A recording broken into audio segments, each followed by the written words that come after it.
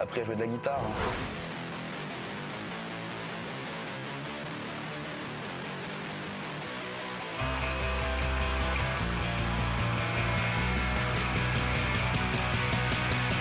On a souvent l'impression que le deuxième album, comme tu dis, c'est une manière de balayer tout ce qu'on a dit sur toi sur le premier. C'est un peu ce qui s'est passé sur Origin of Symmetry, qui est un album beaucoup plus dur, je trouve, que Showbiz. Il y a des chansons très agressives comme Newborn, avec des riffs mémorables. Et il y a aussi ce piano, donc le piano qui est l'instrument quand même de prédilection de Matthew Bellamy.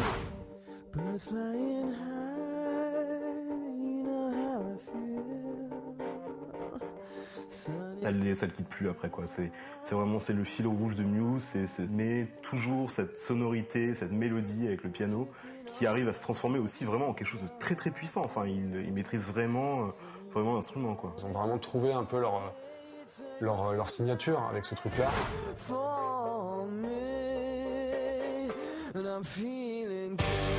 Des riffs saturés au tube de Nina Simone Feeling Good, repris à l'orgue en ouverture de l'album. Pour faire plaisir à Maman Bellamy, paraît-il, il n'y a qu'un pas. D'un extrême à l'autre, Muse montre avec force et maîtrise l'ampleur de son talent. Le groupe s'impose désormais comme une figure incontournable et les ventes s'envolent. Un succès commercial qui les conduit très vite à concrétiser leur projet pour ce qui deviendra par la suite leur terrain de prédilection, le live.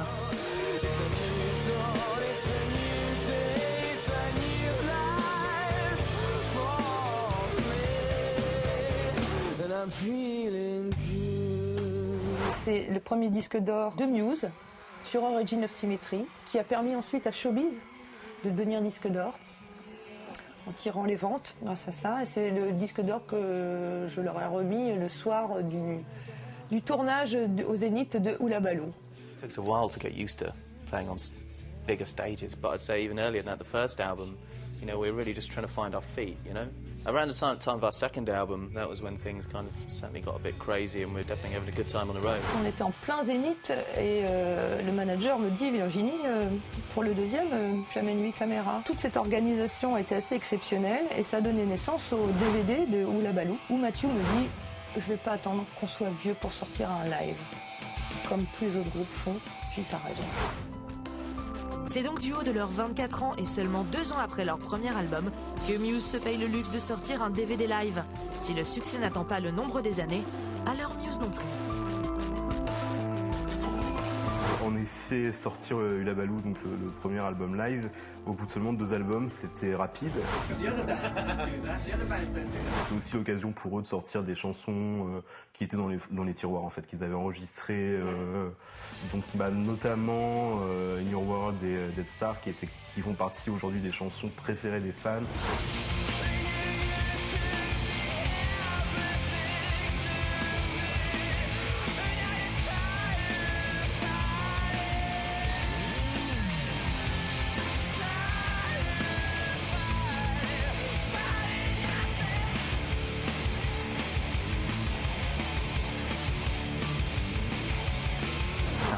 Un groupe qui, au niveau de sa production, est très lisse, très mainstream, et pour le coup, au niveau de ses lives, est plutôt dur. Le fameux moment où il part dans une espèce de délire à faire un riff contre l'ampli, et il sent, enfin vraiment, il donne tout, quoi. Il jette sa guitare, il l'explose, enfin c'est vraiment, on sent qu'il est en communion avec ce qu'il est en train de faire, et il montre que voilà, ils ont une véritable âme grunge et rock en tout cas.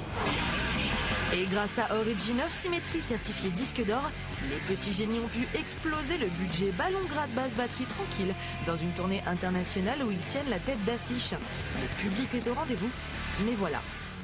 Pour tout groupe de rock qui se respecte, on a beau fouler les salles du monde entier, les États-Unis restent une terre promise que l'on se doit de conquérir. Un premier obstacle difficile à gérer et à digérer pour Muse dans la marche vers le succès. A little bit slow. No. We never, I don't know, we didn't really spend much time in America for the first 2 albums. Ils ont effectivement cartonné très vite en France et puis très vite en Europe. Il me semble qu'aux États-Unis, ils ont mis quelques albums avant vraiment de percer. J'avais été repéré sur Maverick, le label de Madonna à l'époque. Et comme tout groupe, on rêve de conquérir le marché américain. Pourtant, entre un rêve et sa réalité, il n'y a souvent qu'un single un peu trop énervé. Sur Plug In Baby, je me souviens qu'on ne pouvait pas le sortir parce que Maverick demandait une autre version de Plug In Baby. Il trouvait que la voix de Matthew Bellamy n'était pas assez mainstream, pas assez radio-friendly, comme on aime à le dire. Ils avaient demandé au groupe de retravailler certains morceaux. Le groupe a refusé. Le résultat ne se fait pas attendre. Rupture de contrat et aucun single sorti sur le marché du disque américain. Mais qu'à cela ne tienne, si Muse a su prouver qu'il faisait la différence en live, c'est par ce biais qu'ils infiltreront le nouveau monde et son industrie musicale. Le désir, c'est vraiment de percer aux États-Unis. Ils s'en donnent les moyens parce qu'ils insistent et ils passent donc de salles gigantesques, enfin de grandes salles en Europe à des petits clubs. Au fond des États-Unis, et qu'ils jouaient alors que les portes n'étaient même pas encore ouvertes. Là, ils se disaient, bon, on voit vraiment la différence. We started off in very small clubs in America, and then things got quite big over the course of the 2 albums. Leur succès aux États-Unis, ils le doivent en partie au fait qu'il y a énormément de musiciens là-bas. Ils en ont vachement parlé parce qu'ils étaient impressionnés, sûrement parce qu'ils les avaient croisés sur des festivals en Europe ou en tournée, que ce soit Tom Morello de Rage Against the Machine ou Dave Grohl des Foo Fighters. Je me rappelle qu'il y avait plein de musiciens qui ne tarissaient pas d'éloges par rapport à Muse. But as soon as we started going there and playing, it seemed to, we seemed to have quite a lot of people turning up to see us play. So maybe I think some people knew about the band but had never seen us. You know, they just heard about it from over here. We only really went to America on our 3rd album, Absolution. Après les déceptions et les difficultés rencontrées, mais aussi fort de leur notoriété croissante, Muse retourne alors en studio pour donner naissance à un 3e album qui concrétisera leur passage dans la cour des grands.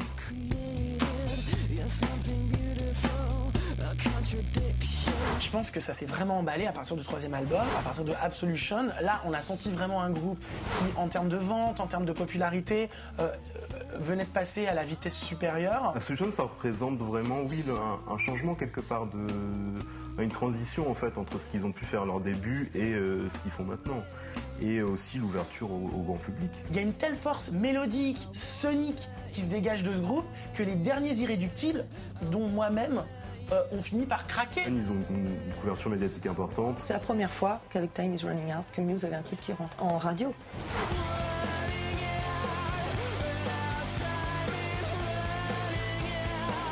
Et un album qui est plus polissé, qui est plus travaillé, qui est plus posé, produit, voilà, tout à fait. Matthew Bellamy, alors inspiré par l'intervention de l'armée américaine en Irak, écrit des titres certes plus sombres, mais qui vont pourtant marquer la différence avec les tubes du passé, ce qui ne va pas vraiment être du goût des fans de la première heure.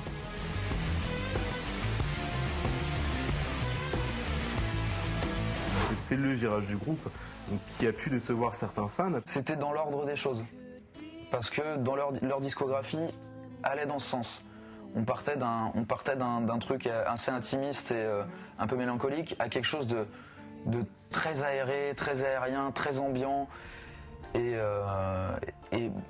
une simple écoute du disque, tu savais que c'était quelque chose de grand. Je pense que c'est ça, c'est le côté indé qui a manqué dans Absolution, mais qui a assouvi aussi le groupe dans sa position actuelle.